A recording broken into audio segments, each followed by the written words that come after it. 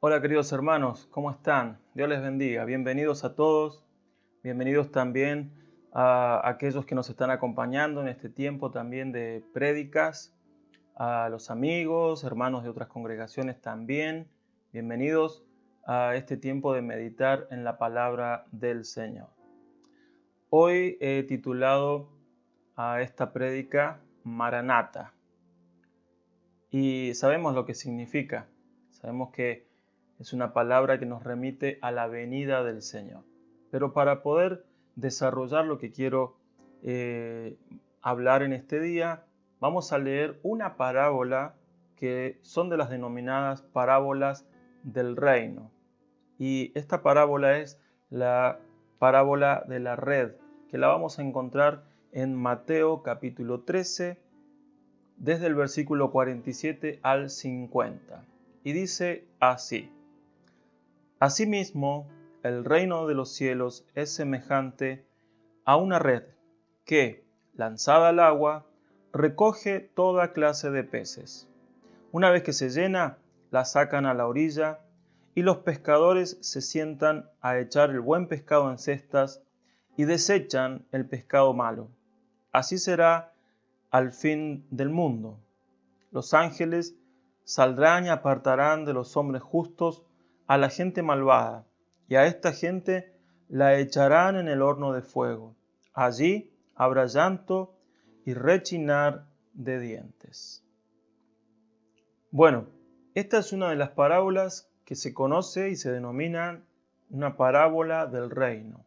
Es una de las 7, es decir, más explícitamente la última, y está directamente ligada a las otras 6 que el Señor habló acerca de las parábolas del reino, entre las cuales podemos encontrar la del trigo y la cizaña, la parábola de la levadura, la de la semilla de mostaza, el tesoro escondido, la perla de gran precio. Bueno, son todas parábolas que nos hablan y nos dan una dinámica de cómo funciona el reino de los cielos. Esta es la última y es una parábola que la tenemos que entender muy bien, porque a veces se ha utilizado esta parábola para hablar del evangelismo y no necesariamente está hablando directamente del evangelismo. Pasa que al ver las figuras de la pesca, la red, peces, inmediatamente nos remitimos a eso. ¿Por qué? Porque el Señor Jesús, cuando llamó a sus discípulos, los llamó a que sean pescadores de hombres. Yo quiero que vayamos viendo las partes de esta parábola para que podamos entender hacia dónde está apuntando y qué es lo que precisamente el Señor está diciendo. Lo primero que tenemos que entender, y un punto muy importante, es entender las clases de redes que existían en los tiempos del Señor y que también existen al día de hoy. Por ejemplo, está la red Amfiblestron, que es una red para uso personal. Es decir, una persona salía con su barca y con una red de un tamaño pequeño la arrojaba hacia un banco de peces y podía solo sacar la pesca. También está la red Dictuon, que es una red que es la que nosotros conocemos como la que usaban los discípulos, ¿no? Que se usan con barcas que se meten mar adentro y se ayudaban para poder extraer los peces que la red atrapaba. Y también está la red Sagene, que es una red que es de arrastre, una red que se mete mar adentro y se arrastra hacia la orilla todo lo que va atrapando esta red, los peces que va atrapando. Y justamente es de esta red que el Señor está hablando en esta parábola. Es una red de arrastre, es una red que está atrayendo hacia la orilla lo que ha capturado. Pero bueno, siempre se dice que una imagen vale más que 1000 palabras, ¿no? Y yo quiero mostrarles algunos cortos videitos para mostrarle cómo funciona verdaderamente esta red y lo podamos entender mejor. Así que vamos a ver esos videitos.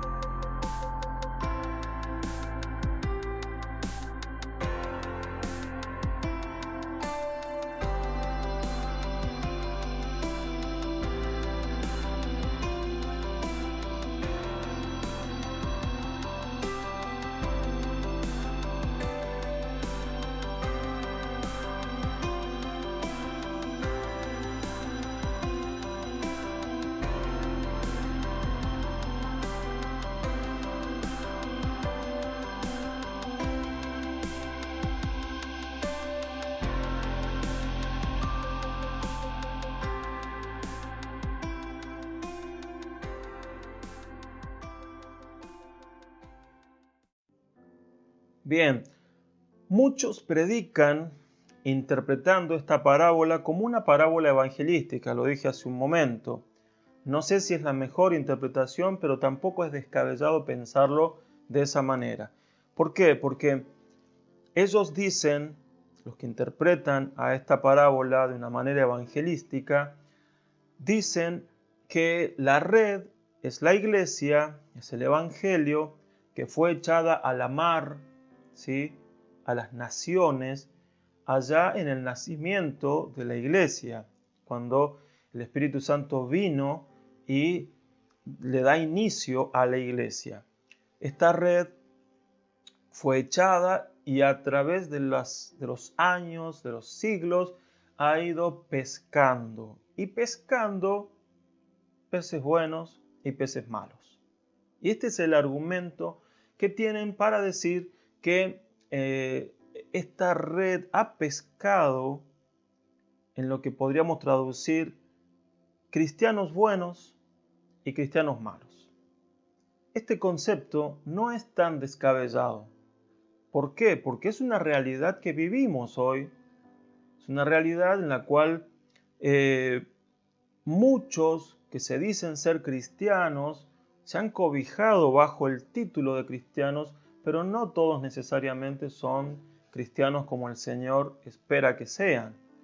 Bajo el título de cristianos situamos a muchos que se consideran cristianos como los testigos de Jehová, los mormones, católicos, adventistas, aún nosotros, todos están bajo la misma denominación, bajo el mismo título de cristianos. Y delante de este mundo todos son reconocidos prácticamente como lo mismo. Están bajo la misma denominación de ser cristianos. Ahora, sabemos que no todos son cristianos, es decir, aquí hay peces buenos y peces malos, peces que serán salvados y peces que serán desechados. Hay estadísticas que dicen que para el año 2000 habían 582 millones de cristianos. Y aquí no está hablando de solamente cristianos evangélicos protestantes, sino todos. Aquí embolsa a todos los que se denominan ser cristianos. Y se espera que para el año 2030 haya 800 millones de cristianos. Eso es mucho, ¿verdad? Tan solo hoy, se estima que solamente los pentecostales tienen más de 400 millones en todo el mundo. Y hay una estadística que dice que se convierten por año al cristianismo 19 millones de personas. Ahora, volvemos a lo que estábamos diciendo recién. No son todos cristianos, no son todos hijos de Dios, hijos del reino. Son parte de lo que esta red ha ido arrastrando según esta interpretación, que no es tan descabellada como ya lo dije. Ahora, yo sugiero otra interpretación, quizás un poco más amplia de esta parábola, y me apoyo en la frase que dice: así será el fin del mundo. Y existe algo que como una red nos arrastra a todos por igual. Nos arrastra hacia esa playa donde todo va a culminar. Ese algo que está arrastrando peces buenos y peces malos, entendiendo que los peces buenos son aquellos verdaderamente salvos en el Señor y los peces malos son los que no han conocido al Señor o lo han rechazado. Entendiendo eso que está arrastrando peces buenos y peces malos, considero que es ni más ni menos que el tiempo. El tiempo del cual nadie se escapa, el tiempo que arrastra al cumplimiento del plan soberano del Señor, el plan del fin de los tiempos, a la culminación, a la consumación de los tiempos. Consumación y culminación de la historia de la humanidad, de la cual el Señor tiene todo el control. Considero que la red está avanzando, avanza y está por llegar a la orilla. Ya está muy cerca de la orilla. Esta red está muy cerca. ¿Y por qué lo digo? Porque ya hay señales. Hay señales que nos están hablando de que esta red está llegando a la orilla, que los tiempos del Señor están culminando. Lo que ya está escrito se está terminando de cumplir. Queda muy poco, la red está llegando a la orilla. Las evidencias que nos hablan de que la red ya está llegando a la orilla son algunas que he anotado aquí. Por ejemplo, la globalización. Nunca antes en la historia de la humanidad había estado todo tan conectado para que se pueda montar un sistema que pueda ser manejado por una sola persona. Eso nos da lugar a otra evidencia, que es un nuevo orden mundial. Esta pandemia ha revelado las falencias de muchas políticas y falencias en todo sentido. Y es por eso que ya se está hablando de un nuevo orden mundial en lo económico, en lo político, en lo social y aún en lo religioso. Ahora lo vamos a ver. Un nuevo orden. También guerras y rumores de guerras. Todo el tiempo estamos escuchando que hay, quizás no a la magnitud de una guerra mundial, pero sí estamos hablando de guerras, rumores de guerras, guerrillas en distintos lugares, enfrentamientos, cambios climáticos.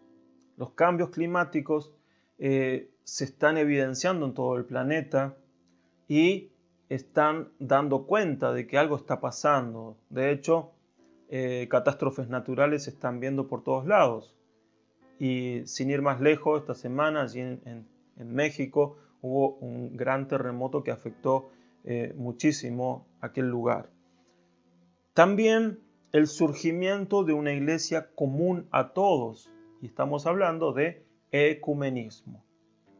Una iglesia común.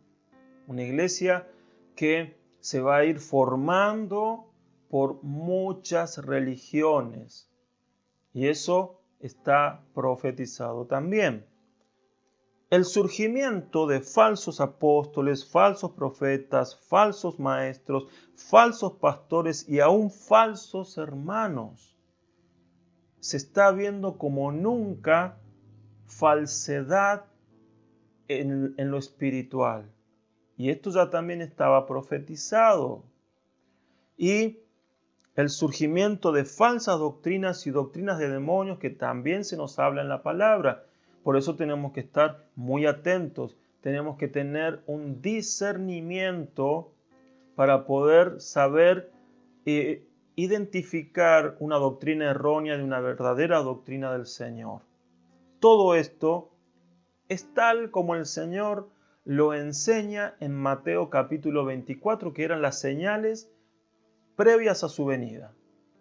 Ahora, si bien esto va a pasar y sabemos que el fin se acerca, para nosotros los hijos de Dios esto no tiene que ser motivo de angustia, de tristeza, ni mucho menos de temor. Al contrario, todo esto es señales de que Él está viniendo, de que Él viene pronto. Es lo grandioso de ser parte de la iglesia del Señor, que nos vamos con Él y que nuestro futuro está con Él. La palabra dice en Juan 14 del 1 al 3, no se turbe su corazón. Ustedes creen en Dios, crean también en mí. En la casa de mi Padre hay muchos aposentos. Si así no fuera, yo les hubiera dicho. Así que voy a preparar lugar para ustedes.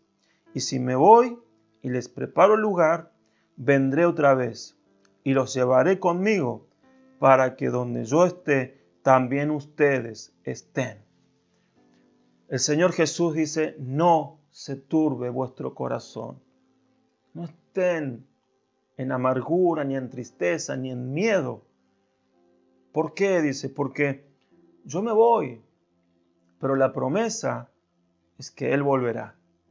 ¿Por qué? Porque dice, porque donde yo esté, yo quiero que ustedes estén. Para que donde yo esté, ustedes también estén. Porque de eso se trata todo el mensaje de redención de la palabra. El plan de salvación del Señor es que Él pueda rescatar a la mayor cantidad para llevarlos con Él a las moradas eternas, a esos lugares que en esta versión dice esos aposentos en la casa del Padre. Nosotros vamos a tener lugar en la casa del Padre, allí, en los cielos, en las moradas eternas. Y sabemos, la palabra nos enseña en muchos versículos acerca de esa venida. El mismo Apocalipsis nos habla de la venida del Señor al final, en sus últimos capítulos, que dice, aquí yo vengo pronto. En 1 Tesalonicenses 4, 16 al 18, que ya lo hemos visto, está esa revelación del apóstol Pablo de la venida del Señor resucitando a los muertos y también transformando a los que estemos vivos para ese entonces, llevándolos con Él en las nubes. En 1 Corintios 15, 51 también leemos que el apóstol Pablo nos habla de esa transformación de nuestros cuerpos en un abrir y cerrar de ojos para ser llevados con Él y poder vivir en la gloria con el Señor. Por lo tanto, la promesa está, el Señor viene, y muchas veces lo dijo, el Señor viene, Maranata, y esa era la palabra con la cual los hermanos se animaban en aquella primera iglesia del primer siglo. Maranata, decían. Ellos veían para ese entonces que muchas cosas se habían cumplido, entendiendo su situación y que estaban bajo el reino de los romanos, el imperio romano. Ellos creían que el Señor ya estaba pronto a venir en aquel entonces y por eso se animaban. Pero yo te digo, hermano, que nunca en toda la historia hemos estado tan cerca de la venida del Señor. Por lo tanto, yo hoy te digo, Maranata, Maranata, el Señor viene, prepárate. Vamos a vivir tiempos gloriosos de aquí a poco tiempo. La iglesia y la realidad inherente de la iglesia es que se le llama la novia o la desposada, aquella que ya está comprometida con el novio que la viene a buscar para las bodas celestiales y bodas eternas. La iglesia, en su condición de novia, tiene que prepararse. La iglesia tiene que prepararse. Y el Señor dice que Él mismo trabaja en ella por medio de la presencia de su Espíritu para que Él, cuando la venga a buscar, busque a una iglesia sin manchas ni arrugas. Él la está preparando por medio de la acción del mismo Espíritu Santo.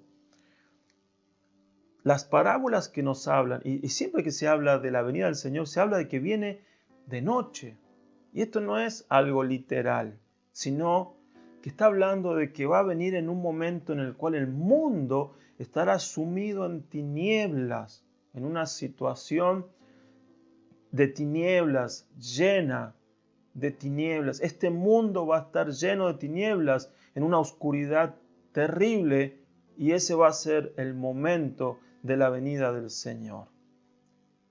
Por lo tanto, estemos preparados, porque el Señor viene y va a venir cuando menos lo esperen. Hermanos, somos la novia, somos la desposada. Y quiero que veamos ahora dos puntitos acerca de que como la novia del Señor, como la iglesia del Señor, ¿cómo lo tenemos que estar esperando? En primer lugar, esperándolo con anhelo, el anhelo por su venida. ¿Realmente estoy esperando que Él vuelva? ¿Realmente deseo que Él vuelva? La palabra dice, y el espíritu y la esposa dicen, ven. Y el que oiga, que diga, ven. Ven, Señor Jesús. El espíritu y la esposa, dice aquí, el espíritu y la novia dicen, ven. Ven, ven a buscarnos. Te estamos esperando con anhelo. Te estamos esperando con deseo, con gozo, con alegría. Señor, ven. Una de las maneras en las que se manifiesta la obra del Espíritu Santo en la iglesia es justamente que la iglesia clama juntamente con el Espíritu que Él venga. O sea, si yo, cristiano, no tengo deseo de que el Señor venga, no clama mi alma para que Él venga, entonces tengo que reverme, tengo que revisar mi espiritualidad. Porque si el Espíritu Santo está en mí, clama para que Él venga a buscarnos.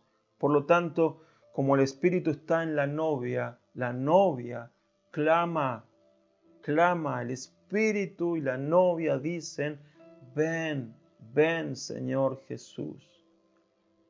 Amados, ¿cuánto anhelas que venga el Señor? ¿Cuánto deseas que venga el Señor? Quizás la vida eterna no sea algo totalmente misterioso.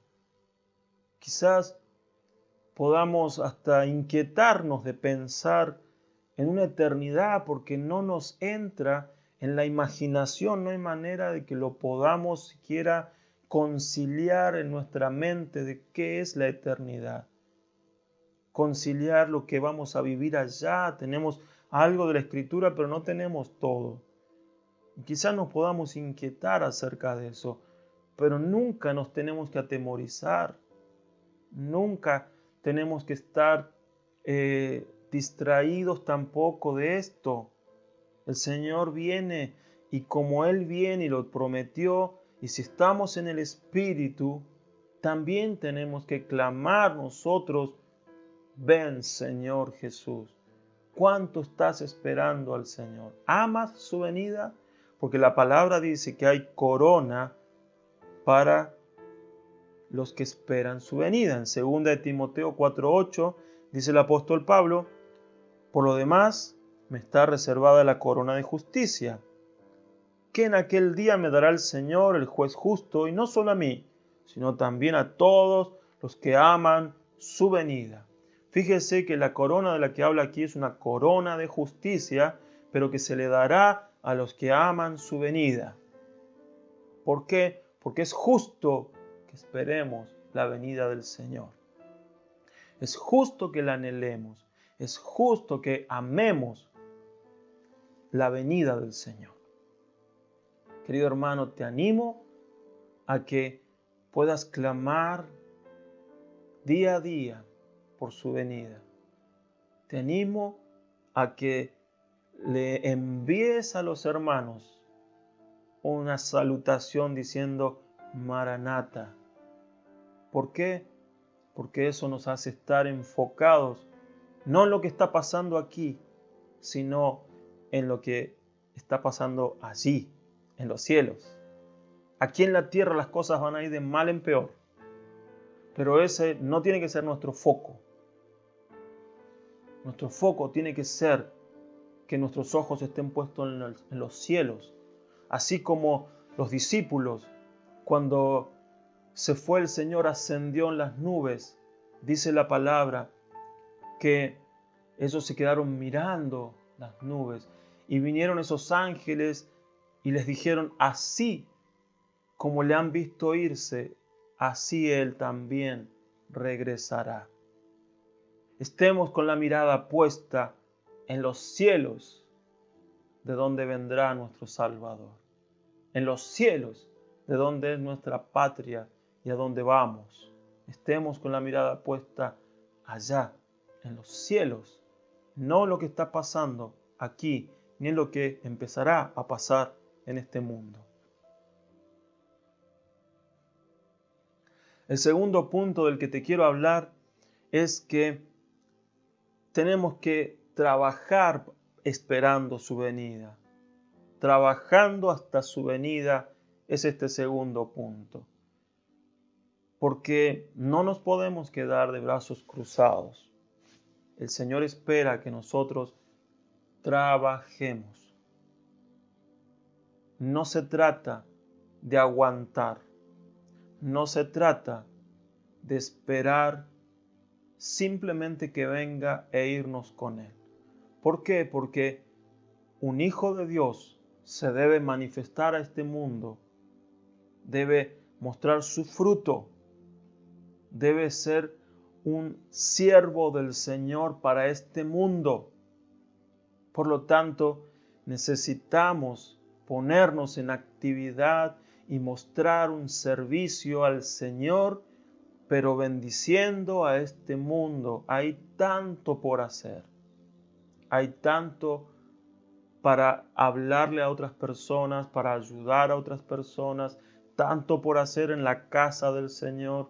Por lo tanto, nosotros tenemos que esperar la venida del Señor con anhelo, pero también trabajando.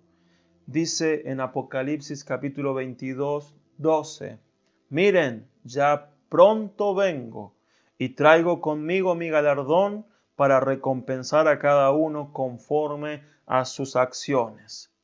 Solo se recompensa a quienes trabajan, a quienes se les encuentre involucrados en los negocios del Padre.